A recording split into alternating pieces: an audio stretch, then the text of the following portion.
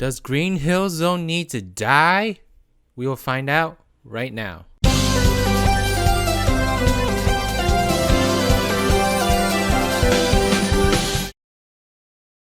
Hey beautiful people, my name's RidersDX and welcome to my channel where I cover all sorts of things Sonic and SpongeBob related. Today we've got some news about the new Sonic movie, and this is actually the first video I'm making on the movie. I kind of wanted to make a video on the movie a lot sooner, but just because of timing and other things coming up like Nickelodeon Kart Racers, there just wasn't room in my uploading schedule for it. But I saw the screenshot that's making the rounds on Twitter recently, and I thought this was a really good thing to make a video about.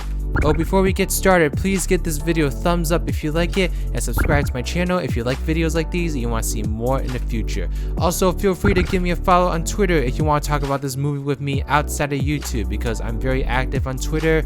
If you send me a tweet, I'd reply to it. If you send me a direct message, then I'll respond to it. If you follow me, I'll follow you. You know, it's a two-way street. So we got a screenshot that contains the name of the town that the movie is supposedly taking place in.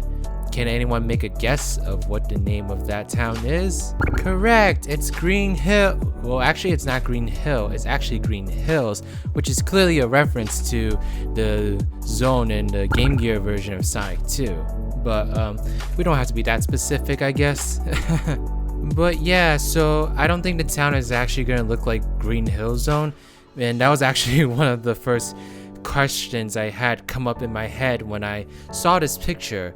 But the town is apparently called Green Hills, and the screenshot says the little town with a big heart, population 1981. And I saw lots of people say it was a really big missed opportunity to make the population 1991, because that's the year that Sonic debuted, obviously.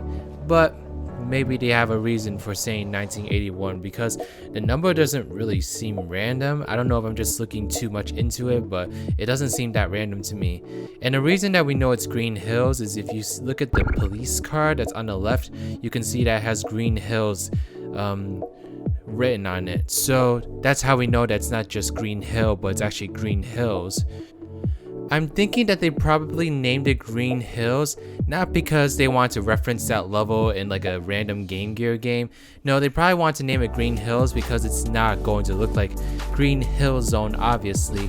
But I think they still want to pay homage to that level, so they decided to just tack on an S on the end of the zone and then just make it the name of the city, which I know a lot of people have mixed opinions about from what I was reading on Twitter. So some people absolutely hate it, and the reason that they hate it is because Sega has basically worn out Green Hill Zone ever since, you know, Sonic Generations. Because after Sonic Generations, I'm like, okay, I understand why they had to include Green Hill Zone in Sonic Generations, because that's kind of like a no-brainer. Like, you have to cover Green Hill Zone in a game where you go back to iconic levels from Sonic games. So yeah, it makes sense why. Is it me, or is that place we were just in awfully familiar? But then when we had like Sonic Mania, we also had Green Hill Zone come back, and it was like, okay, I guess it's fine here because Sonic Mania is remixing mostly old zones, so I guess Green Hill Zone was bound to be one of those zones that they were gonna remix. But then we got Sonic Forces, and then we got Green Hill Zone come back in that game, and it was really irritating at that point because it just felt like they took what they made in Sonic Generations and used that to lazily compose levels that were not like that much more creative in level design compared to the levels in Sonic Generations. So it felt very tacked on and lazy, and at this point people were getting very fed up with Green Hill Zone. So that's why when people saw this image on Twitter, they were like, oh hell no, I'm so sick of Green Hill Zone, just get rid of it, it needs to die, we don't want Green Hill Zone anymore, Sega, why do you keep including Green Hill Zone? But then I started reading other comments on Twitter and Sonic forums, and a lot of people are actually very positive towards the use of Green Hills as the name of the town, because, you know, obviously the town's not going to look like Green Hill Zone first of all, so it's not like we're getting the actual level being shoehorned into the movie, because first of all, it's supposed to be a live action movie, so it wouldn't really make sense to have like checkered mountains in a city. That just wouldn't make sense. But also because people looked at it as like a simple nod to the series, like to in an iconic location that most people, even if they like are not big fans of Sonic, but they have some knowledge of him, they more than likely know what Green Hill Zone is. So people looked at this as a positive thing, because then you would have people that are not as big of fans see this and be like, hey, wasn't Green Hills that level in one of those really old Sonic games? And so that's why people are also looking at this positively, because it's seen as like a simple nod to one of the series' most iconic moments, and it's also being looked at as a potential indicator of the movie giving several nods to various elements within the series. So in my personal opinion, I totally understand why people are sick of Green Hill Zone. Like, I'm very sick of Green Hill Zone. I don't need to see Green Hill Zone come back for another like 10 to 20 games, honestly.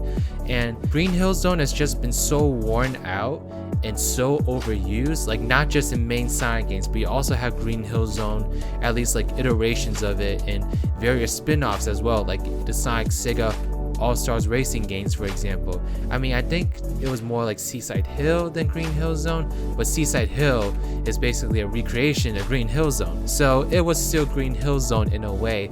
So I totally understand why people don't want to see Green Hill Zone come back.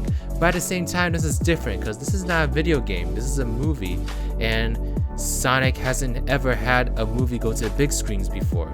So I think in this case, having Green Hills, which is a little different from Green Hill Zone, is okay, because it's not being seen as like, oh, they're trying to shoehorn this level and push it down everyone's goddamn throat. No, what they're doing is giving a simple nod off to one of the series' most iconic moments, most iconic locations, and to like series veterans, it should just be looked at as like, oh, it's a cool like reference to something that I'm very well aware of and something that I secretly love, even if I'm sick of it right now.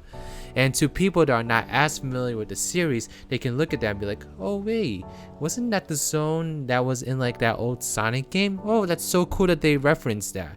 And you know what? This movie should have tons of references, because it's Sonic's first foray into the big screen audience. So it's only natural that they're gonna want to have tons of references to various Sonic things in the movie, because it's the first time we've seen Sonic go to the big screen, and it just seems really appropriate to have that kind of thinking going into the first movie.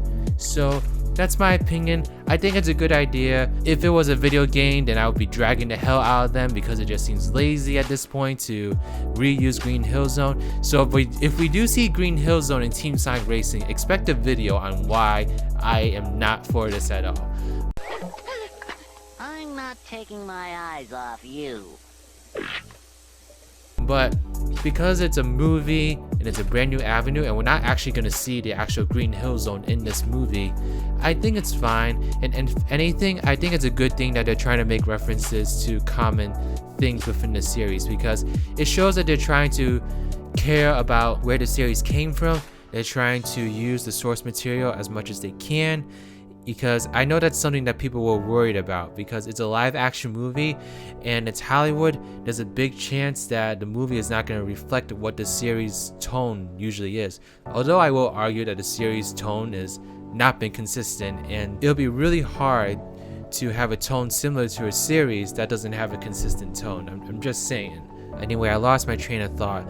But because this is a movie, I think this is totally cool, and in fact, I think it's gonna be great to have more references like this within the movie. So I'm really looking forward to seeing what else they try to put into the movie as like a special Easter egg for old Sonic fans. Let me know in the comment section below what you want the movie to reference, because there's so many things that this movie could shoehorn into the movie, whether it be like little cameos, like little signs like this, or maybe little quotes that Sonic or like Wachowski could make.